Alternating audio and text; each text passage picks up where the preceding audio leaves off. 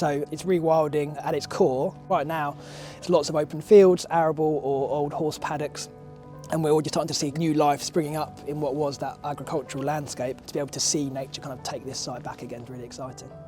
My name's Tom. I'm the site manager here at Harrods Park Wildland. I'm responsible for all the comings and goings from the site, but largely and most excitingly the rewilding of the site.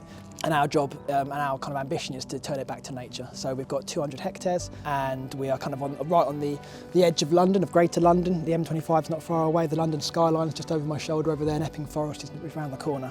So we're kind of in the heart of Essex in terms of contact for people, but also for nature and for wildlife. Natergall has only owned the site since spring of this year. We've spent that early time doing a lot of ecological baseline surveys to work out what's here, what lives here, what kind of habitats we've got and how it's all interacting with each other. And that's to kind of inform our interventions, if you like, of how we go about letting nature take back control of the site. Locations like this are really good because not only is it about increasing biodiversity and net gain, and I mean that in the broader sense, not only just from the plants and the flora and the fauna, but also from the point of view of all the wildlife that we see. So you're talking everything about from birds of prey, everything down to moles, to shrews and everything else, and of course butterflies and the bird song. And all of that needs to interact, so it's fantastic to see this in one particular area that's going to be dedicated to Essex wildlife, which is great, and the biodiversity. So it's going to be a really enriching process. We are we say we're nature first, but that's, what we're doing is led by science and led by data. And so we are working really hard to collect all of that baseline survey data now to understand what's here. And that's in terms of species living on site, but that's also in terms of carbon in the soils, in terms of soil quality, soil DNA and water DNA, so we can sample kind of what's using the site in terms of wildlife. And the big aim is to use that baseline to inform kind of future interventions to allow nature to kind of create what it wants in this habitat. Essex is really rural anyway. We're a very diverse county. We're one of the largest counties across England, and we've also got one of the largest coastlines as well. Places like this, where you are going to give a large area over to the potential for biodiversity to actually do its thing and get going, is really exciting.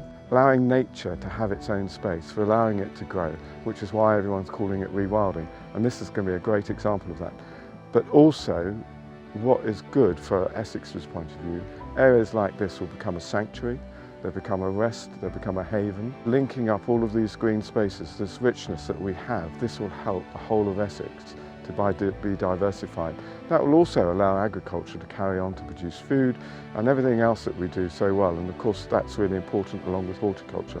But this is just so important. It needs to be a very major part of what we do in Essex. The data shows that rewilding sites compared to agricultural sites, there are better opportunities for employment within them, there's better opportunities for access to nature, for kind of community involvement on the site, because we have public access through the site as it is. We're going to add to that, we're going to improve access and improve routes through and around the site. So we really want people to experience this and to get hands-on with nature. We're going to run community walks and talks, volunteering events. The local farmers are going to benefit from us being here because we're going to increase biodiversity. We're going to pollinate, more pollinators living here, we're going to pollinate their crops and help their business in that regard as well, which might sound small scale, but actually, biodiversity is falling off the cliff, as it were, across lots of the landscape. So having these hotspots where it can thrive is really good for neighbouring sites as well. We want people to come, we want people to access it, as they have been up to now across our existing public network, but now we're here on site to inform people more and to lead these community groups and walks and talks and kind of be here as a guide, if you like, which I think should benefit, hopefully. But once the nature gets underway, you won't be able to stop it because it will look fantastic. But it will enrich not only the countryside, it will also enrich those people that actually come along as well, because they'll be able to get out there. And we know from what scientists say, and we know from what people say, that when they walk in the countryside, they feel so much calmer. So it's really good for their mental and physical health going forward, because just being able to walk away sometimes from all of the busy lives that we lead, to be able to walk into nature, which in a way is quite timeless. It allows people to see it, their eyes to relax, for them to relax. Hugely beneficial, and I know that the residents and people who come and visit a place like this will really enjoy it. We want that connection with people and connection with local communities, and to know that local authorities are kind of, supportive of that is really important for what we're doing.